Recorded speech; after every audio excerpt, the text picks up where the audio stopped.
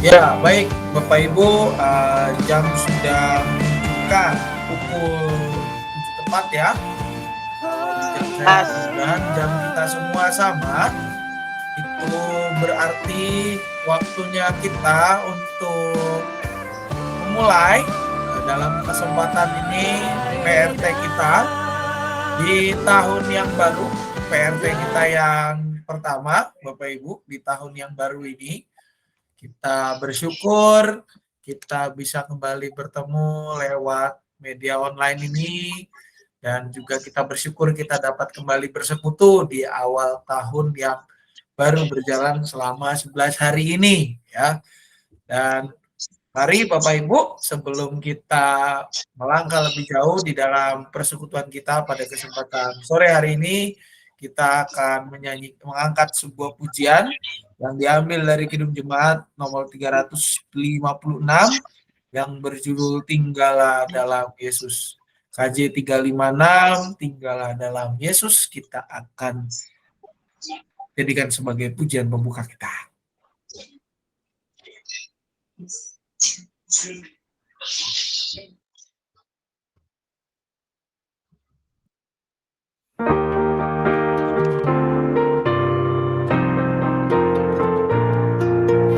Tinggallah dalam Yesus, jadilah muridnya.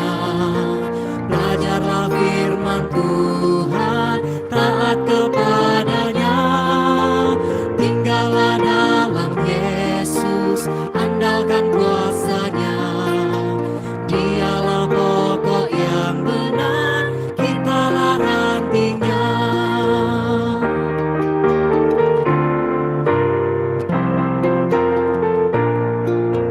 Kita sebagai ranting pasti berbuahlah, asal dengan setia tinggal di dalamnya. Tinggallah dalam Yesus, muliakan namanya. Hidup berlimpah kurnia hanya di dalamnya.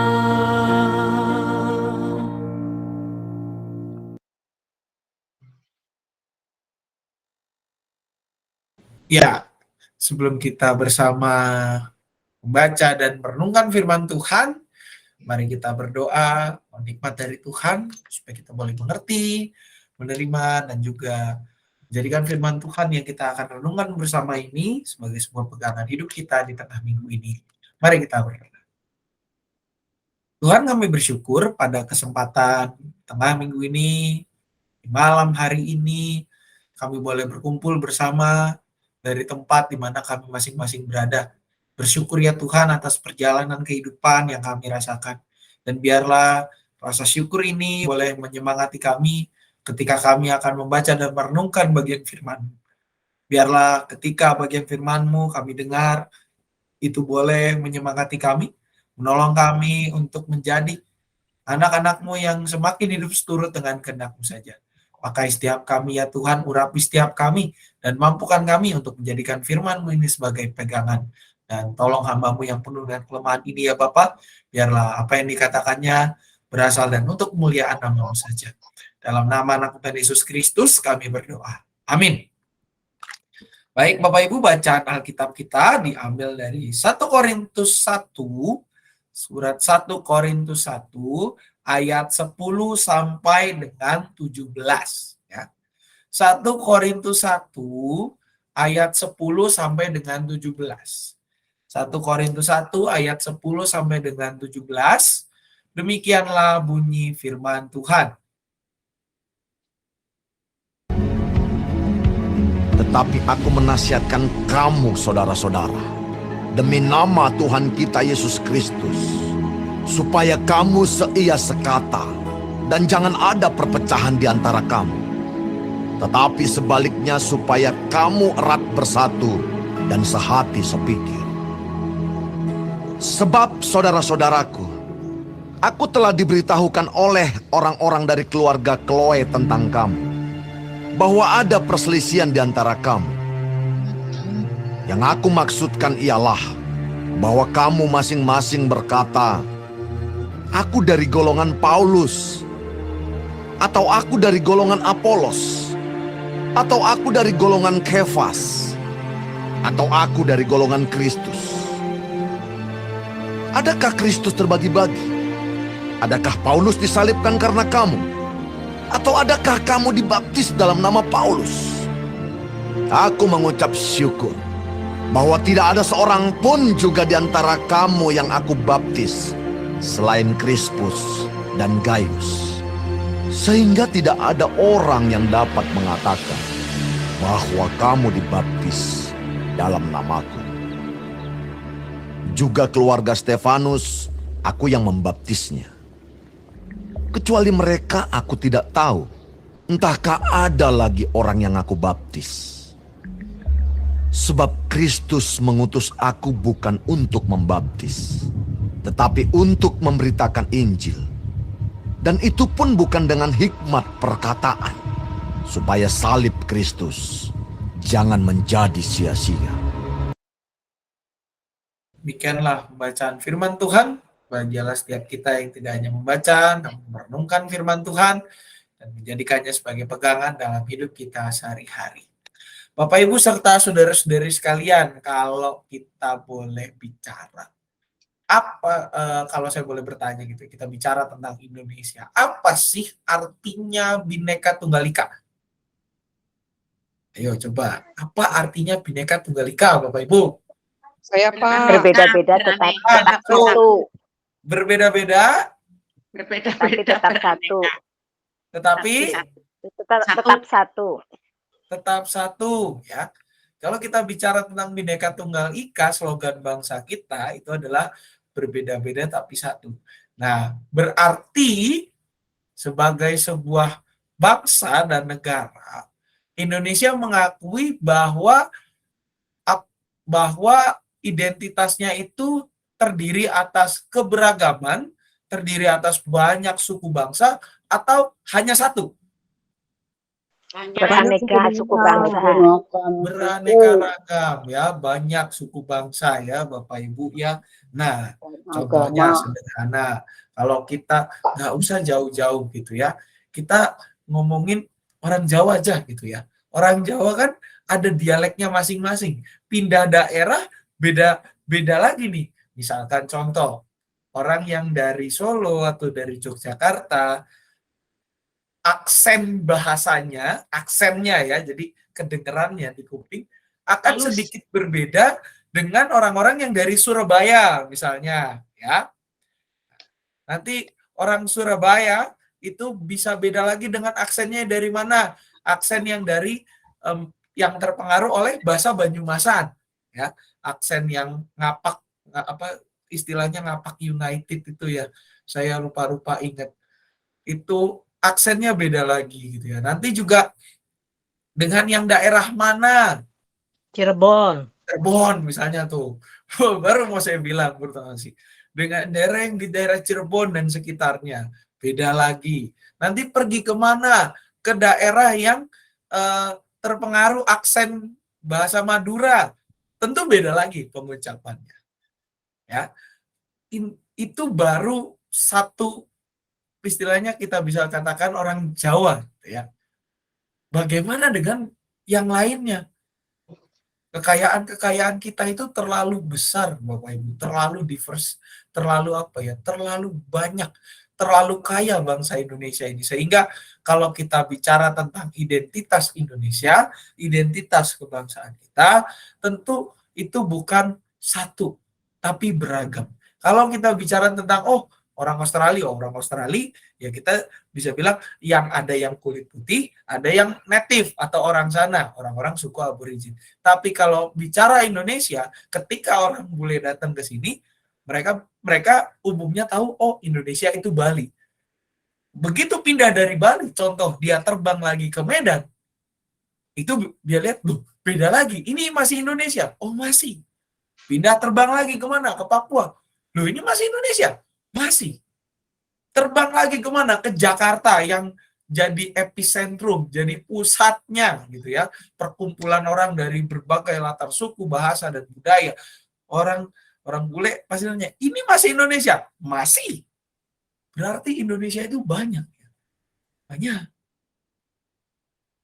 Tentu Bapak Ibu ketika kita bicara tentang keberagaman, kita melihat bangsa kita, kadang di tengah keberagaman, walaupun kita memiliki satu identitas yang bersama yaitu sebagai bangsa Indonesia, di tengah keberagaman kita ada juga aspek-aspek yang berbeda. Pak Pendeta, nggak usah jauh-jauh lah ngomong Indonesia, di gereja aja. Nggak usah jauh-jauh GKI Cicurug. Ada orang Jawa, ada orang Batak, ada orang Tionghoa, ada orang Ambon, ada orang Manado, itu aja udah cukup. Nah, betul sekali Bapak Ibu. Apalagi namanya kita Gereja Kristen Indonesia. Bukan Gereja Kristen ada D-nya, tapi Gereja Kristen Indonesia yang memang mengakui segala keberagaman dan juga keunikan masing-masing. Dan kita yakin dan percaya bahwa kita semua dipersatukan di dalam Kristus. Namun, walaupun kita telah bersatu, kadangkala ada saja Bapak Ibu, keunikan-keunikan kita yang membuat akhirnya terjadilah sebuah gesekan-gesekan yang kadang ditimbulkan karena kurangnya kekenalan kita terhadap orang yang berbeda dengan kita. Contoh sederhana, misalkan kita mungkin yang tidak terbiasa mendengarkan suara keras, kita pergi ke acara mana? Ke acara teman-teman kita, rekan-rekan kita yang dari suku Batak. Kita yang tidak terbiasa mendengarkan suara keras mungkin, ini orang marah-marah semua atau gimana gitu ya. Ternyata memang itu cara komunikasi mereka. Nah, ketika ada orang yang pergi, misalkan pergi ke acara yang memang agak kalem, ya, ada orang yang pergi ke, misalnya ada acara suku Jawa, kok musiknya agak alon-alon gitu ya, agak pelan-pelan gitu ya, nuansa gamelannya, bukannya musiknya ini, loh memang budayanya seperti itu. Nah, kadang-kala Bapak Ibu, karena kita tidak mengenal, kita cuma kenal, oh ya ini begini, oh ya itu begitu, dan selesai, kita kurang mengenal dan kurang mempraktikkan sebuah peribahasa yang mengatakan tak kenal maka tak sayang itu, kita terjadi sebuah gesekan-gesekan, ya. Terjadi gesekan-gesekan. Karena apa? Karena kita kurang memahami orang-orang di sekitar kita. Aduh, Pak Pendeta, Pak Sam, nggak usah jauh-jauh deh. Nggak usah ngomongin soal kita datang ke pesta. Nggak usah ngomongin datang ibadah. Jadi ngomongnya apa? Di dalam rumah saja, suami dan istri yang sudah lama menikah, kadang ada aja pertimbulan masalahnya. Padahal udah sama-sama nih, udah sering berpuluh-puluh tahun gitu ya. Kadang ada aja gesekan-gesekannya, perbedaan-perbedaan pandangannya dan segala macamnya. Nah, Bapak Ibu, itu pun terjadi di dalam bacaan kita, di mana bacaan ini diambil dari 1 Korintus 1. Ya, 1 Korintus 1 ayat 10 sampai dengan 17. Dalam secara khusus bagian ini Bapak Ibu, kenapa Paulus menuliskan tulisan ini kepada jemaat di Korintus? Karena ini menjadi sebuah nasihat Paulus. Di dalam jemaat Korintus itu kan sebuah kota pelabuhan. Sebuah kota pelabuhan, jadi pada masa itu kalau yang namanya kota pelabuhan, ya seperti Jakarta, Semarang, Surabaya, lalu kalau pelabuhan-pelabuhan yang besar tuh mana lagi ya, banyaklah di Indonesia ini beberapa kota pelabuhannya. Arus orang keluar masuk itu banyak, karena memang transportasi yang sangat diandalkan menjangkau tempat yang jauh pada masa itu, selain lewat darat yang jalannya berjauh gitu ya, tapi kalau bicara harus nyebrang pulau, nyebrang daerah, ya memang lewat laut. Pada saat itu belum ada yang namanya pesawat terbang. Pesawat terbang pun sekarang ketika kita bilang pelabuhan udara, kota-kota yang ada pelabuhan udaranya dan taraf pelabuhan udaranya internasional, tentu itu juga mempengaruhi pola pikir mereka. Cara bagaimana berinteraksi, karena arus keluar masuk orangnya begitu banyak. Pendatangnya begitu banyak, dan begitulah juga yang terjadi di Korintus. Di mana Korintus ini banyak sekali orang-orang pendatang. Akhirnya apa? terjadilah banyak pemahaman yang muncul. Kalau kita lihat di sini, Bapak Ibu, coba kita lihat ya. Di sini di ayat 12, ada berapa nama nih? Kita hitung. Aku dari golongan Paulus. 1. Atau aku dari golongan siapa lagi Bapak Ibu habis Paulus di ayat 12. Siapa coba ayat 12? Apolos. Apolos. Ya, Bapak Ibu. Habis Apolos siapa? Kefas. Habis Kefas siapa? Kristus. Kristus. Wah, ini ultimate ya. Ultinya di sini ya. Ada berapa Bapak Ibu berarti yang disebutkan di situ oleh Paulus? 1, 2, 4. 4. Betul. 4. Ada 4 golongan ya yang diadres oleh Paulus dalam suratnya kepada Korintus. Kenapa Paulus menekankan bagian ini? Karena di dalam jemaat Korintus, karena begitu banyaknya arus keluar masuk informasi dan orang-orang juga yang membawa pengajaran, rupa-rupa pengajaran di dalam jemaat, akhirnya apa? Jemaat di Korintus menjadi terpecah. Ada yang mengatakan saya dari golongan Paulus, di orang yang mengatakan saya dari golongan Paulus nggak mau tuh berteman dengan golongan Apolos, golongan Kefas, atau bahkan yang mengatakan dirinya mengaku diri sebagai golongan Kristus. Mereka yang mengaku golongan Kristus begitu juga nggak mau tuh berteman dengan golongan Kefas, golongan Apolos, golongan Paulus. Kalau misalkan ada peribadatan golongan Kefas, datanglah satu orang golongan Apolos, nggak diajak ngomong, Bapak Ibu, dikucilkan. Begitu beratnya perpecahan di dalam jemaat Korintus. Makanya dalam bagian ini, Paulus bilang, adakah Kristus terbagi-bagi? Adakah Paulus disalibkan? Adakah kamu dibaptis dalam nama Paulus? Bahkan dibilang, Paulus bilang, aku mengucap syukur tidak ada seorang pun di antara kamu yang aku baptis selain Krispus dan Gaius. Lalu siapa lagi di sini? Keluarga Stefanus. Kecuali ya, mereka, aku tidak. Keluarga Stefanus, aku yang membaptisnya. Kecuali, ya di luar itu, Paulus bilang, saya udah gak tahu lagi. Dan dalam namanya, dalam nama siapa? Dalam nama Kristus. Sebagaimana yang diamanatkan oleh Matius 28. Di dalam bagian ini, Paulus mengingatkan kepada jemaat di Korintus, bahwa Kristus itu tidak terbagi. Kristus itu satu. Kristus itu satu. Kitanya yang memisahkan diri masing-masing, mengklaim diri paling benar. Sehingga apa? Sehingga kesatuan jemaat yang diupayakan oleh Kristus supaya aku di dalam Bapa, Bapa di dalam aku, dan juga kamu di dalam aku menjadi satu, itu tidak tercapai. Cita-cita Kristus untuk mempersatukan seluruh umat Tuhan, itu tidak tercapai. Karena apa? Umatnya sendiri memisahkan. Dan kalau kita lihat di ayat 11, ada lagi di sini orang keluarga Chloe tentang kamu.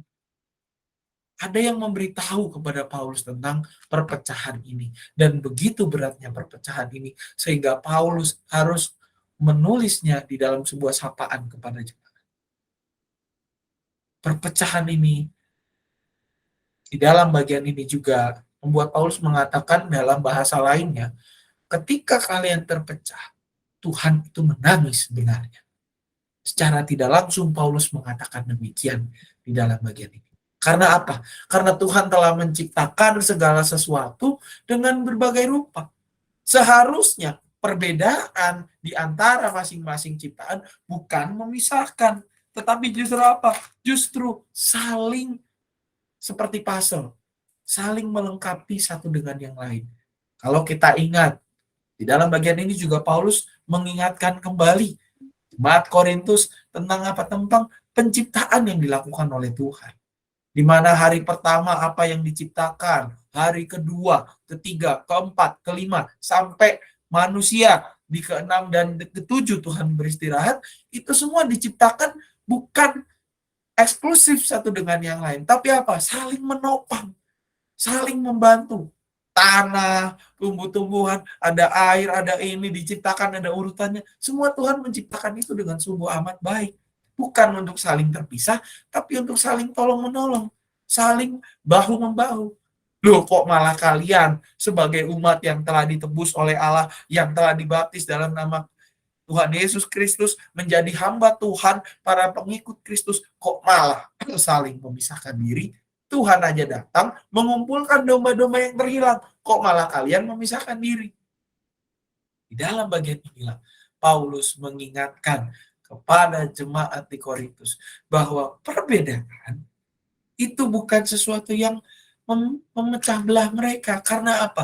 Karena mereka semua ketika dibaptis, baptisannya aja bukan dalam nama pribadi, tapi dalam nama Tuhan Yesus Kristus. Ketika mereka dibaptis dalam nama Tuhan Yesus Kristus, maka mereka semua itu sebenarnya sudah dipersatukan. Tidak ada lagi perbedaan, tidak ada lagi harusnya perpecahan.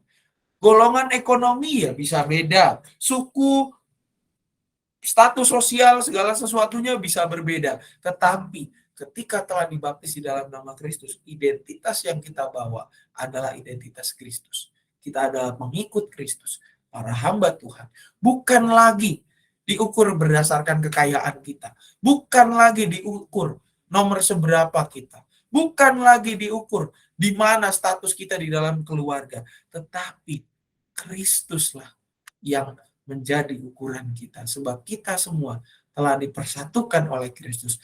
Dan di hadapan Tuhan, semua ciptaan, semuanya adalah setara. Karena Tuhan adalah adil. Ini juga yang diingatkan kepada kita Bapak Ibu serta saudara-saudari sekalian di tahun yang baru ini. Melalui sapaan ini kita kembali diingatkan oleh Paulus bahwa hendaknya di dalam persekutuan kita tidak terjadi perpecahan. Karena apa? Karena kita adalah gereja. Kita adalah persekutuan umat Tuhan yang dipanggil keluar dari kehidupan lama kita ke kehidupan yang baru. Oleh siapa? Oleh Kristus sendiri. Dialah yang telah mengubahkan kita. Dialah yang telah memampukan kita untuk boleh bersama-sama bersekutu. Dan dialah yang menyatukan kita. Dari segala suku bangsa, segala perbedaan, dialah yang telah menyatukan kita. Oleh karena itu Bapak Ibu, marilah ketika kita melangkah di tahun yang baru ini, kita menjadi umat yang semakin semangat untuk bersekutu. Semakin semangat bukan untuk melihat perbedaan di dalam diri kita, perbedaan-perbedaan yang terjadi di dalam kehidupan berjemaat kita, tetapi kita melihat, memandang kepada Kristus yang menolong kita untuk juga apa? Menjadi agen-agen kesatuan. Menjadi agen-agen yang membawa pesan penyatuan di dalam Kristus. Sebab Allah menginginkan kita menjadi satu. Bukan untuk terpecah, tetapi Tuhan menginginkan kita menjadi satu. Di dalam siapa? Di dalam Dia. Menjadi satu di dalam Dia dan juga apa?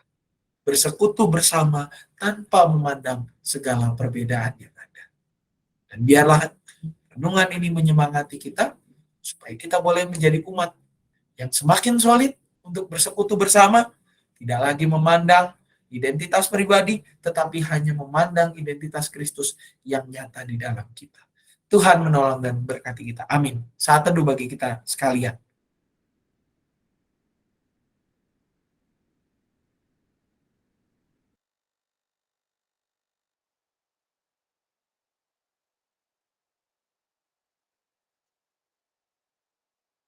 Saat teduh kita selesai, Bapak Ibu, kita akan masuk kepada doa syafaat. Ada beberapa pokok doa yang akan kita naikkan untuk bangsa dan negara.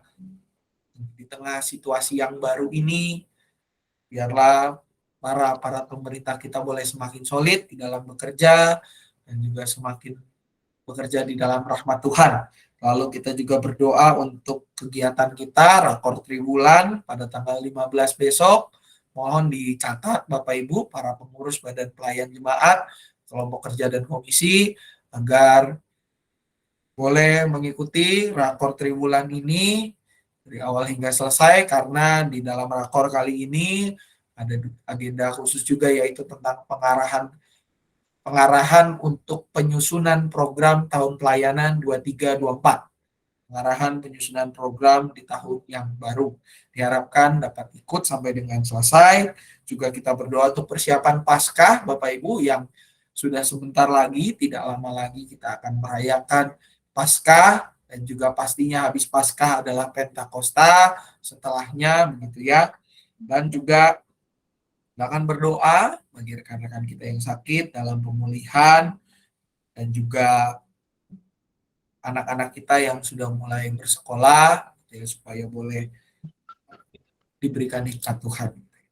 Ada tambahan Bapak Ibu?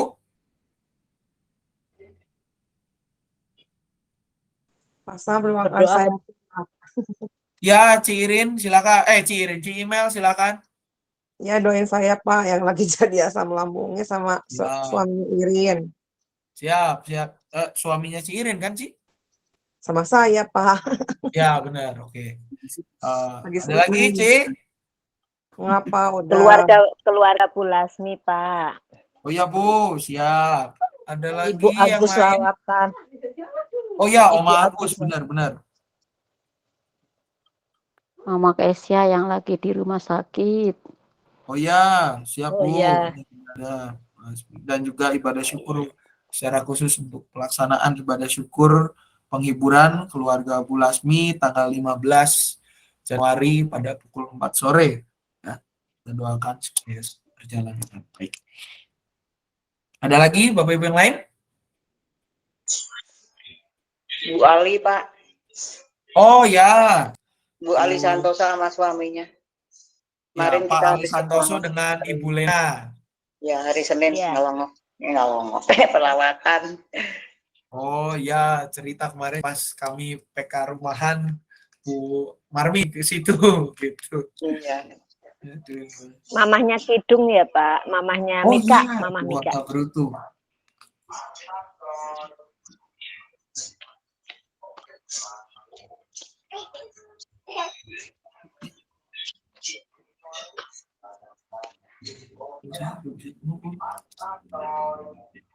Ada lagi Bapak Ibu? Cukup?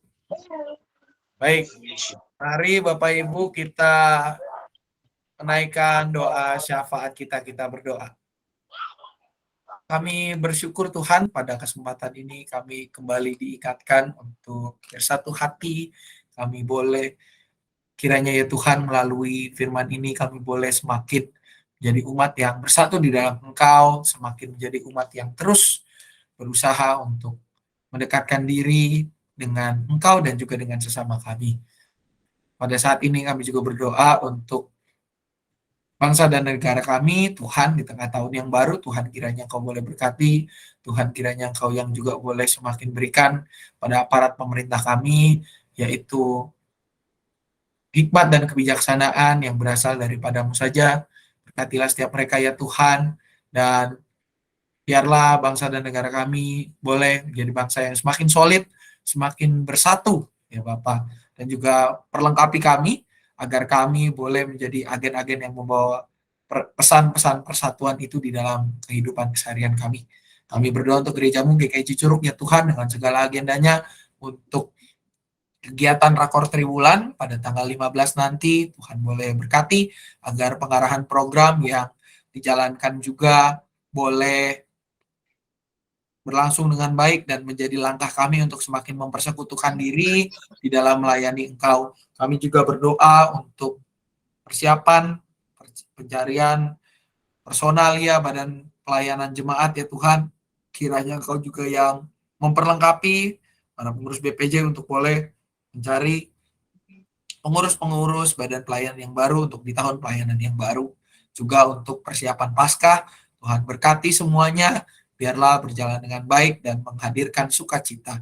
Kami juga pada saat ini berdoa untuk rekan-rekan kami yang dalam kondisi sakit maupun dalam masa pemulihan, untuk Ibu Lena, Bapak Ali Santoso, juga untuk Ibu Agus Lawatan, lalu Ibu Imelda, Bapak Yanto, suami dari Ci Irin, Ibu Tina, mama dari Kesia dalam masa perawatannya, Ibu Hotna Boru Brutu, mama dari Kidung yang di dalam masa perawatan juga, dan rekan-rekan kami yang lain yang belum dapat kami sebutkan satu persatu.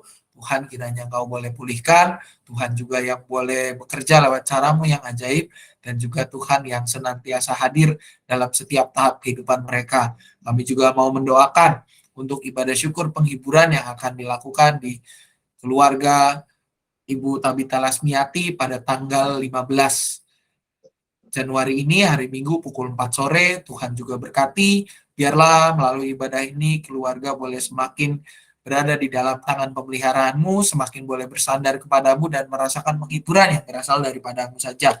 Juga untuk anak-anak kami yang sudah mulai kegiatan bersekolah, Tuhan persiapkan mereka, Tuhan yang juga senantiasa terus hadir dalam kehidupan anak-anakmu ini. Biarlah mereka boleh bertumbuh seturut dengan kehendak-Mu saja, dan perlengkapi setiap kami juga untuk boleh mendidik dan mengembalakan mereka seturut dengan arahan-Mu saja. Kami juga menyerahkan diri kami ya Tuhan dengan segenap keluh kesah, sukacita, dan segala sesuatu yang kami rasakan. Jadilah pada kami seturut dengan kehendak-Mu saja. Inilah doa kami yang kami satukan dalam nama anak Tuhan Yesus Kristus, kami berdoa. Amin. Baik Bapak Ibu, kita akan mengakhiri PRT kita pada kesempatan malam hari ini dengan mengangkat sebuah pujian yang diambil dari Kidung Jemaat nomor 249 ya. Kidung Jemaat nomor 249 yang berjudul Serikat Persaudaraan. KJ 249 Serikat Persaudaraan.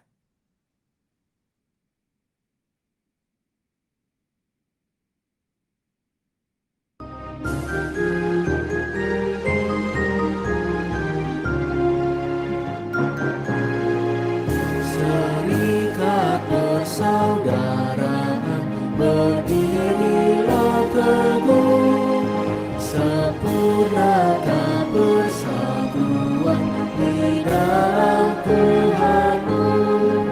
Bersama-sama majulah, dikuatkan iman, berdamai bersejahtera dengan pengasihan.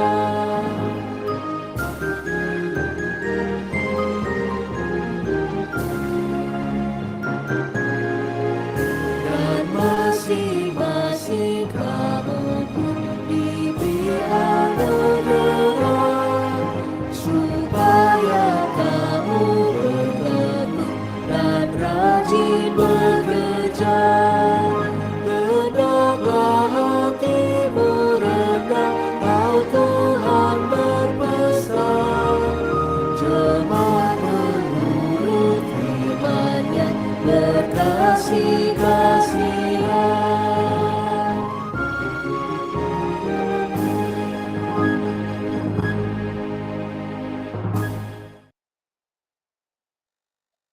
Iya, Bapak Ibu, RT kita setelah selesai, ada beberapa pengumuman yang saya hendak sampaikan.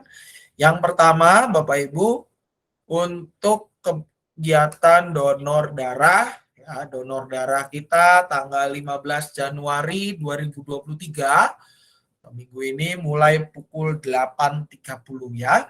Bapak Ibu dipersilakan bagi Bapak Ibu semua untuk mengikuti kegiatan ini karena lokasinya ada di ruang pelayanan kesehatan GKI Cicurug.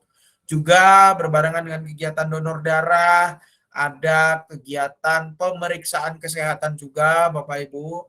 Silakan mengunjungi ruang pelayanan kesehatan GKI Cicurug ya.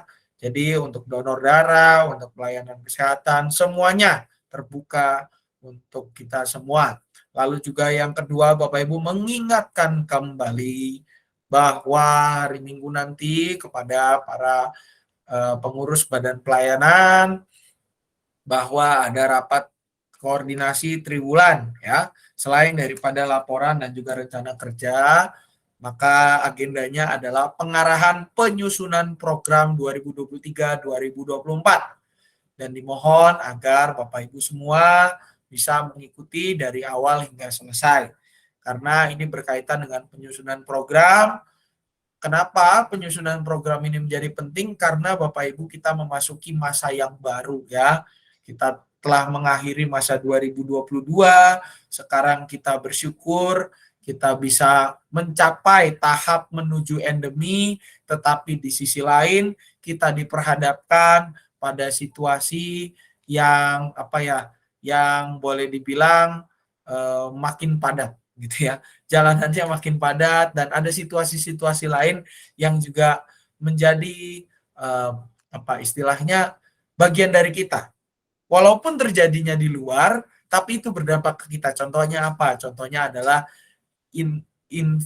isu-isu resesi gitu ya. Walaupun perangnya di luar negeri sana, tapi ya berdampak juga pada kita, pada harga-harga dan segala macamnya. Tentu dampak ini akan nantinya kemana? Terarah juga kepada kehidupan gereja. Nah ini makanya ini harus menjadi pemikiran-pemikiran kita ketika nanti menyusun program, memperlihat situasi dan segala sesuatunya, semangat yang ada, dan juga tema pelayanan di tahun yang baru. Itu makanya mohon partisipasi Bapak Ibu, para pengurus BPJ semua, dan juga laporannya mohon dikirimkan. Bagi yang belum, tolong segera mungkin dikirimkan. Itu saja untuk minggu depan. Minggu depan itu ada bincang sersan mulai jam 7 seperti biasa Bapak Ibu. Yang diperbincangkan juga akan diinfokan kemudian, dan minggu depannya lagi jangan lupa tanggal 25 Januari 2023 pukul 10 kita akan PRT lansia secara onset seperti biasa di ruangan Ruth ya, di sebelah ya. Bapak Ibu, dalam situasi seperti ini juga dihimbau karena cuaca yang cukup ekstrim, mohon menjaga kesehatan masing-masing ya. Hari ini cuaca cukup panas di pagi hari, cuman nggak tahu nih malamnya hujan lagi atau tidak. Jadi mohon dijaga kesehatannya Bapak Ibu semua gitu ya. Baik kesehatan jasmani maupun kesehatan rohani kita. Dari saya seperti itu. Bapak Ibu yang lain ada tambahan pengumuman, dipersilakan.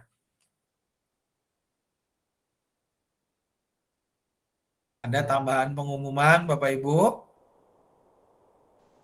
Dari KD nggak ada Pak Sam. Baik Bu, terima kasih. Bu Marmi, ada tambahan? Nggak ada Pak, nanti aja minggu depan. Oh siap, jangan lupa PRT lansia yang penting ya Bu ya. Iya.